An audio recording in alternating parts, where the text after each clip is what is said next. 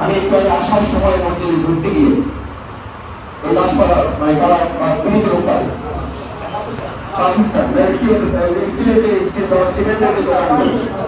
সেখানে আমি বলে এসেছি, ওসি সাহেবকে বলে আসছি, সার্কেলকে বলে আসছি, যদি আপনারা এই চাঁদাবাজদের মোকাবেলা করতে ব্যর্থ হন তাহলে তাদের গুলি, তাদের অস্ত্র যদি টার্গেট থাকে তাহলে সেটা যেন প্রথম, তারা যদি পাপের পেটা হয় তাহলে সে যেন প্রথম শহীদুল ইসলাম মাসুদকে টার্গেট করে। কিন্তু আমার শান্তিপ্রিয় একজন বাউফল তালায়ার অথবা কোন একজন ব্যবসায়ীকে টার্গেট করলে আমি ধরে নেব সে হচ্ছে বেরু, সে হচ্ছে কাপুরুষ।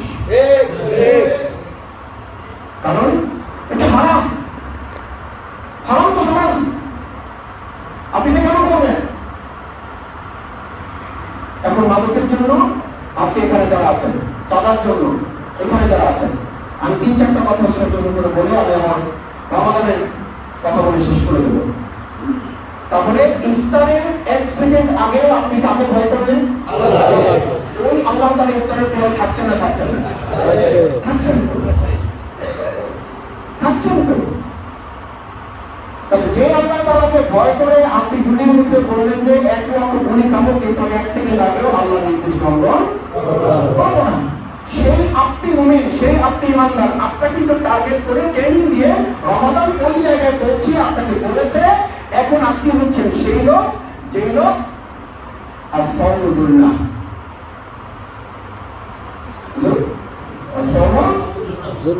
মানে কি ভাই হুজুরকে সাক্ষী দিল, মনে করবে যে আমার তো কি পাগল টাগল পড়া আছে না, কি বলে না বলে ঠিক আছে কিনা। আর সাওমুজুন্নাহ, রোজা হচ্ছে কি? আচ্ছা ভাই, ঢাল দিয়ে মানুষ ঘুমায় না চিন্তা করে, এখন আপনারা কি করবে সেটা আপনাদের ব্যাপার। 1 মাসের ট্রেনিং 11 মাস পাস করা। এখন ট্রেনিং কি বলে? ওই যে সেনাবাহিনীর হিসেবে উত্তরপাড়া এদিকে যদি গুলশান বর্ণের এলাকায় ঢোকেন, দেখবেন যে দেয়ালে দেয়ালে লাল কালিতে লেখা আছে কঠিন প্রশিক্ষণ সহজ যুদ্ধ। প্রশিক্ষণটা যত কঠিন ভাবে নেবেন, যুদ্ধটা তত সহজ হবে। তাহলে আপনি রমজানে তো কঠিন একটা প্রশিক্ষণ নিতেছেন, আর আল্লাহ রাসূল সাল্লাল্লাহু আলাইহি ওয়াসাল্লাম বলতেছেন আসসাউমুজুন্নাতুন, আমি তোমাদের রোজার মধ্য দিয়ে তোমাদের কাছে একটা ঢাল দিলাম, এখন এটা মাথার নিচে নিয়ে ঘুমাও। সুবহানাল্লাহ।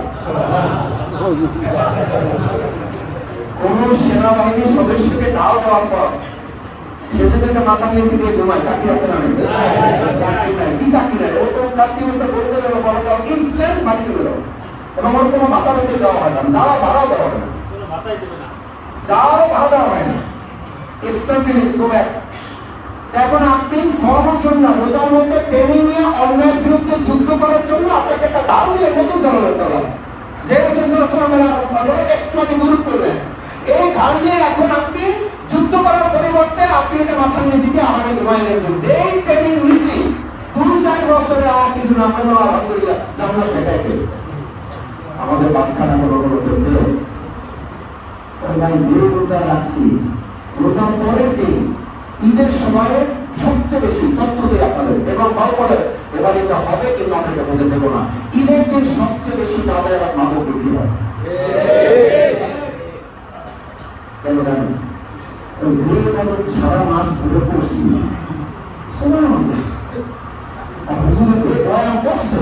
জান্নাত তো পাবো, ভাড়াও দিতে পারবে। জান্নাত কি দেবে? সাবলেট দেবে, সাবলেট। এ তো পাইনি, সাবলেট তো দিতে পারবে। এই আশায় সে এতদিন, আমি ইউনিভার্সিটিতে দেখেছি আমার চোখের সামনে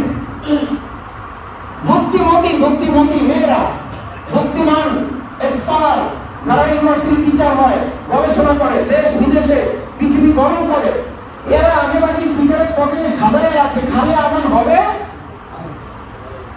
মানে এক্সপায়ারি করে একটা সিগারেট। সারাদিন খাইলে বোঝে না, সফর করতেছে। আছে না নাই? আছে। রাজশাহী বিশ্ববিদ্যালয় আছে, বাচ্চারা তো নাই। এসব কিছু আমাদের মোকাবেলা করতে হবে। কেন জানেন? শহীদুল ইসলাম মাসুদের জন্য না, কোন একটা ব্যক্তি বা দলের জন্য না, আমাদের সামগ্রিক দুনিয়া এবং পরকালের জন্য।